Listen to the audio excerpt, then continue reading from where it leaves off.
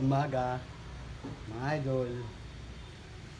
Umaga ngayon, kaya tayo ay magkasangag. Pero hindi ko ipapakita nyo paano pag marunong naman kayo magsangag. Lagyan natin yung tika. Wow! Yan, ito ko sasangag. Maagang tika. Wala, sangag lang yan. Ay, idol, meron akong papakita nyo. Tignan nyo yung kawali ko. Nilagyan ko ng kahoy sa dulo para hindi mainit hawakan. Yung iba kasi, kawali nahihirapan silang hawakan, naglalagay silang basahan. Kasi mainit. Ang gawin nyo, lagay nyo nitong kahoy. Doon sa hindi alam kasi sa nakakalam, hindi pag nyo niya ako ibas.